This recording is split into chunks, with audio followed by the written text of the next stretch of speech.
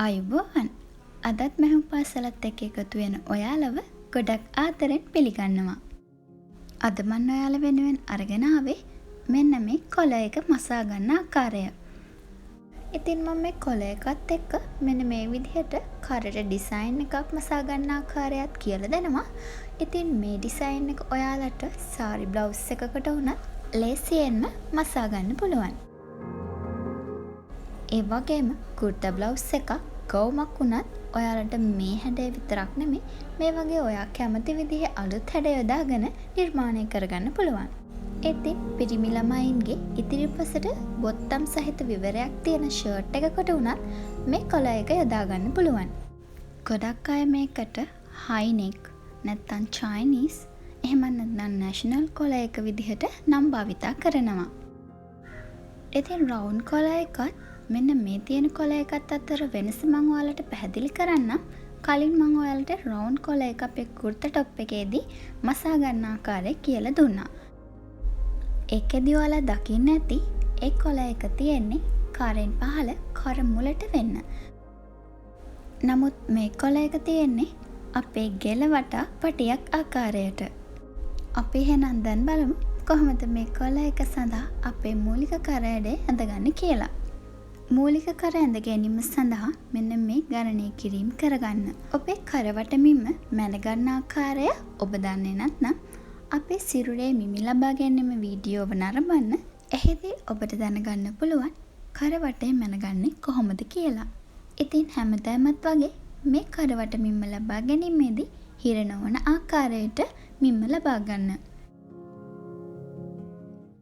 මුලින්ම මේ ආකාරයට ඔබ කැමති ඕනම ඇඳුමක මූලික හැඩය ඇඳගන්න. දැන් එහි පෙරපළුව අරගෙන කරවට බෙදීම 4ෙන් අඟල් භාගයක් අඩු කරගත්ත මෙන්ම මේ විදිහට උරහිස් රේඛාව දිගේ ලකුණු කරගන්න. කරවට බෙදීම 4 මෙන්ම ඉහළ සිට පහළට නැම්ම රේඛාව දිගේ ලකුණු කරගන්න. දැන් මේ ලකුණු කරගත්ත ලක්ෂ දෙක යා කරගනිමින් මූලික කර හැඩය ඇඳගන්න. දැන් මේ හැඩය කපා ගන්න. දැන් අපි බලමු පසුපළුවේ කර කපා ගන්න ආකාරය. මේ විදිහට පසුපළුවට උඩින් අපේ පෙරපළුව තියාගන්න. දැන් කලින් විදිහටම ඉහළ සිට පහළට අඟලක ලක්ෂයක් ලකුණු කර ගන්න. දැන් මූලික කර පළල එම ලක්ෂය තියා කර ගනිමින් ගැඹුරු නොවන පසු කර ඇඳ ගන්න. පසු කර ඇඳීමේදී මෙන්න මේ විදිහට ඉහළ සිට පහළට අඟල් භාගයක ලක්ෂයක් ලකුණු කරගෙන එතෙන් සිට එම අඟල ලක්ෂයට යා කර ගැනීමෙන් ඔයාලට උරහිස් මුට්ටු කර ගැනීමේදී පහසු වේවි. මෙන්න මේ පේපර් ෂිප්නින් භාවිතා කරලා තමයි අපි පෙරපළුවේ කරේ ඩිසයින් එක සකස් කරගන්නේ. ඉතින් මම මේ කියලා දෙන්න යන කොළ එක මේ ඩිසයින් එකත් එක්කම විතරක් නෙමෙයි භාවිතා කරන්න පුළුවන්. මේ හැඩය නැතුව ඔයාට වෙන ඕනම කර ඩිසයින් එකක් පිරිමි ළමෙක් ගැන බොත්තම් සහිතව ගැහැණු ළමෙක් ගැන ප්ලැකට් එකක් හෝ වෙනත් වී කර හැඩයක් සමගත් මේ කොළ එක භාවිතා කරන්න පුළුවන්. ඉතින් ඔයාට ඕනම කර ඩිසයින් එකක් මුලින් කර සඳහා භාවිතා කරලා ඊට පස්සේ ඔයාගේ කොළ එක අවශ්‍ය විදිහට මසා ගන්න පුළුවන්. මම මේ විදිහට කර හැඩයට අවශ්‍ය උස මැන ගන්නවා. මේක පේපර් ෂිප්නින් එකේ නැව් කොටසේ තමයි ලකුණු කරගන්නේ. ඊට පස්සේ මේ විදිහට මම කර තෙක් උසට අපේ හැඩය ඇඳ ගන්නවා. ඉතින් මම මෙතනදී ඇඳගන්නේ වතුර බිඳුවක හැඩය. ඔයාට පුළුවන් අවශ්‍ය ඕනම හැඩයක් මේ සඳහා යොදා ගන්න. ඊළඟට මම මේ අපේ පේපර් ෂිප්නින් කොටසේ වතුර බිඳුවේ හැඩය කපා ඉවත් කරනවා.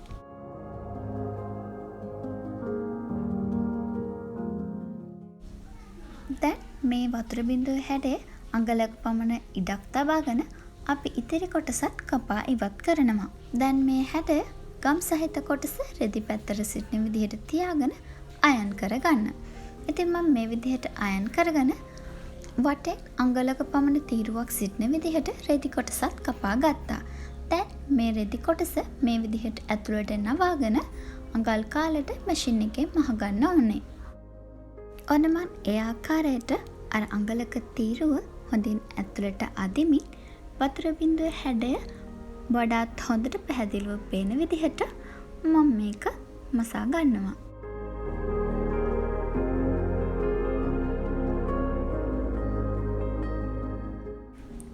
මේ විදිහට මහගත්ත හැඩයේ වැඩිපුර තියෙන රෙදි කොටස කපා ඉවත් කරගන්න. මේ විදිහට සකස් කරගත්ත හැඩ පෙරපළුවේ හොඳ පිටින් හෝ කන පිට පැත්තෙන් තබා ගන්න. ඔබට අවශ්‍ය මේ රතු පාට කොටස හොඳ පිටට එන්න නම් මෙය රෙදි කොටසේ කන පිට පැත්තෙනුත් මේ ඔබට ඉදිරිපසට එන්නට අවශ්‍ය නැත්නම් මේ රෙදි කොටසේ ඉදිරිපසිනුත් ඒ කියන්නේ හොඳ පිටිනුත් තියාගන්න. මේ ආකාරයට තියාගත්තට පස්සේ මෙන්න මේ පේපර් ෂිප්නින් එකේ හැඩයට වතුර බිඳුව මැද්දෙන් මස්මක් මසා ගන්න.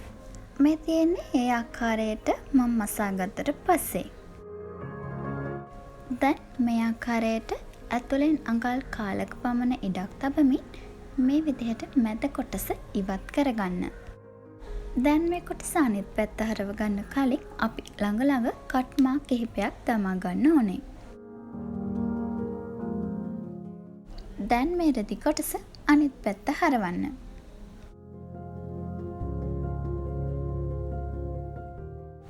ඉතින් මම ඔයාලට කලින් කිව්ව විදිහට ඔයාලා තබාගත්ත ආකාරය අනුව ඉදිරිපසට හෝ කන පිට පැත්තට මැසිලා ඇති. මම නම් මේක මසාගත්තේ මේ රවුම කන පිටට හිටින ආකාරයට. මේ විදිහට මසාගත්තට පස්සේ ඔයාලට පුළුවන් මේ විදිහටම තබාගෙන අඟල් කාලෙට මසා ගන්න. එහෙමත් නැත්නම් මෙන්න මේ විදිහට අපේ ඇතුල් පැත්තෙන් මසාගත්ත පාට තරමක් එළියට පේන විදිහට අපිට මේ කොටස මසා ගන්න පුළුවන්.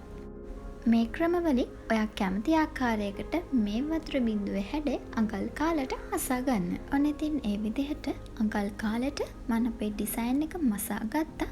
ඒ වගේම තමයි ඔයා මේ ඩිසයින් එක මෙන්න මේ පැත්ත ඉදිරිපස සඳහා යොදනවා නම් මෙන්න මේ වටය අඟල් කාලයට මසා ගන්න.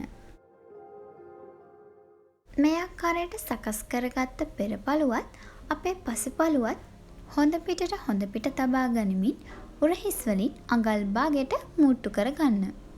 ඊළඟට අපිට අවශ්‍ය වෙන්නේ කොළ පටිය සකස් කර ගැනීම සඳහා කොළ ස්ටිප් වලින් කපා ගත්ත මේ වගේ පටියක්. ඔබේ කරවටමින්මට අඟල් දෙකක් එකතු කරමින්ම මේ පටියේ දිග ලෙසත් පරලේ අඟල් 3ක් වන ලෙසත් මේ පටිය කොළ ස්ටිප් වලින් සකසා ගන්න.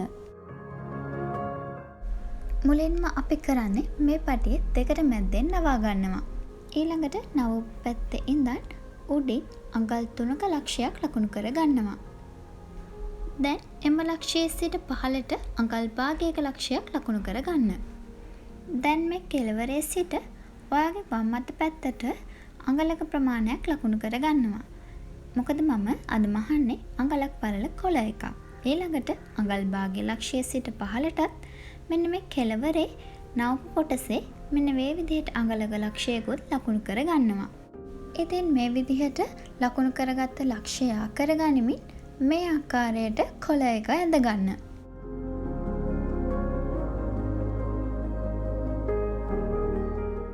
ඔයාලට එකවරම අපි පහලින් ලකුණු කරගෙන ඇතිතිත් යා කරගෙන කොළ එක ඇඳ ගන්න අපහසු නම් මෙන්න මේ විදිහට උඩ රේඛාවට සමාන්තරව අඟල බැගින් පහළට ලක්ෂ ලකුණු කරගනිමින් ඒ ලක්ෂය කරගනිමින් මේ කොළ එක ඇඳ ගන්න. මේ විදිහට ඇඳගත්ත කොළ එක අපි දැන් කපා ගමු.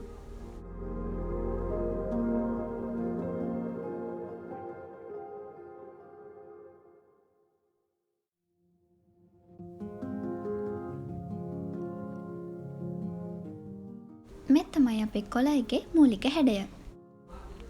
අපි ඊළඟට කොළ එක සඳහා භාවිතා කරන රෙදි කොටස මතින් මේකේ ගම් සහිත පැත්ත තියලා අයන් කරගෙන අලව ගන්නවා. ඔන්න මම ඒ විදිහට තියලා අයන් කරගත්තා. ඒ වගේම තමයි මම මෙතන රෙදි කොටස් දෙකක් අරගෙන තියෙනවා. ඒ වගේම කොළරයට පහලින් අඟලක පමණ ඉඩ ප්‍රමාණයක් තබාගෙන අනවශ්‍ය කොටස් මේ ආකාරයට කපා ඉවත් කරගන්න. මේ විදිහට සකස් කරගත්ත රෙදි කොටස් දෙකේ මෙන්න මේ රෙදි කොටස පිටපැත්තට තමයි හොඳ පිට එන්න ඕනේ. අපි මේ ඉතුරු කරගත්ත අඟලක පමණ රෙදි කොටස මෙන්න මේ ආකාරයට කොලරේ ඇතුළට නවා ගනිමින් වාටිය දිගේ අඟල් කාලට මසා ගන්න. ඔන්න මං ඒ ආකාරයට කොලරේ හැඩයට රෙදි කොටස නවා ගනිමින් මේ ආකාරයෙන් මසා ගන්නවා.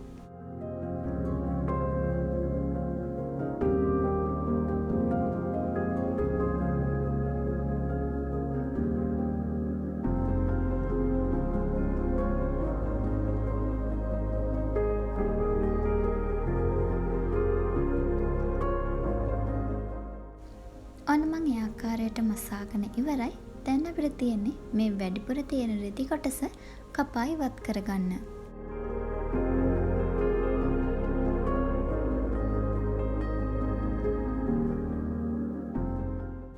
ඊළඟට මේ කොලරේ අනිත් කොටස සඳහා අපේ කොලරේ හොඳ පැත්ත අනිත් රෙදි කොටසේ හොඳ පැත්ත මත තියාගෙන කොලරයට පහළින් අඟල් කාලක පමණ තීරුවක් ඉතිරි කරගෙන මේ කොලරේ හැඩයට රෙදි කොටසක් කපා ගන්න.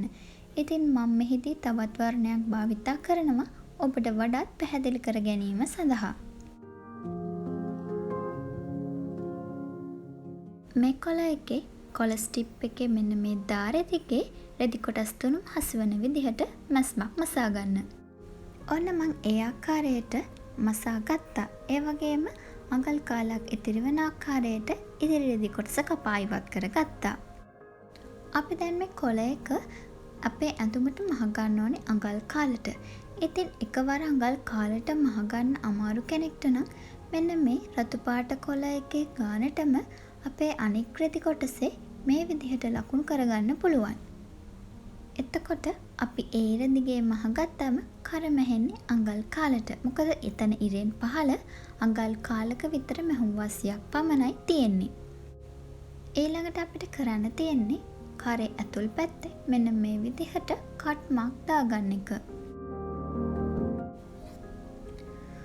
ඔන්න ඉතින් ඔයාලට මතක ඇතිනේ කලින් අපි මහගත් අපේ බ්ලවුස් එක.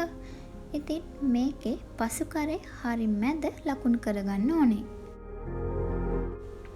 ඊළඟට අපි මේ විදිහට සකස් කරගත්ත කොළ එකේ හරි මැදත් ලකුණු කරගන්න ඕනේ. ඊළඟට අපේ පසු කරේ මැද ලක්ෂයත් කොළ එකේ මැද ලක්ෂයත් අපේ බ්ලවුස් එකේ කන පිටට කහපාට රෙදි කොටසේ හොඳ පිට හිටින විදිහට තබාගෙන මෙන්න මේ විදිහට අඟල් කාලෙට කර වටේටම මසාගත යුතුයි. මම මේ කොළ එක මහගන්නේ මැද සිට දෙපසට. ඉතින් ඒ විදිහටම ඔයාත් මුලින් මැද සිට එක් පැත්තකුත් ඊළඟට මැද සිට අන් පැත්තත් අඟල් කාලෙට මසා ගන්න.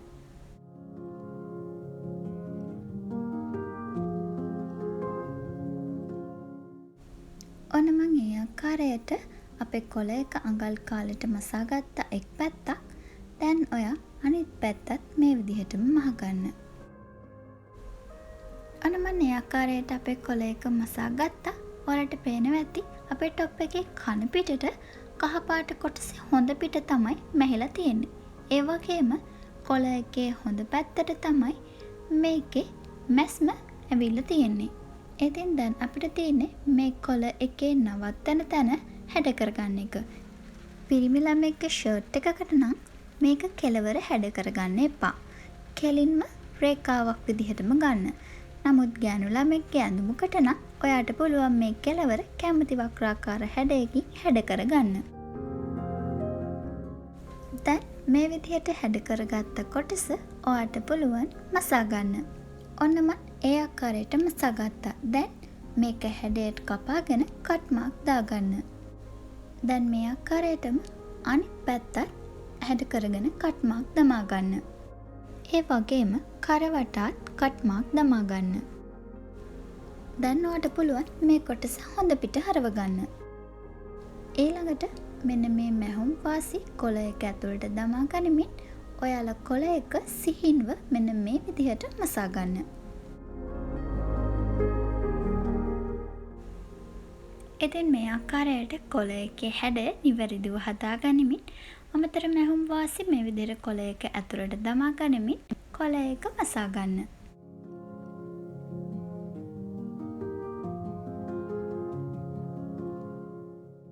ඔන්න ඉතින් අපි ඒ ආකාරයට අපේ කොළ එක මසාගෙන අවසන්.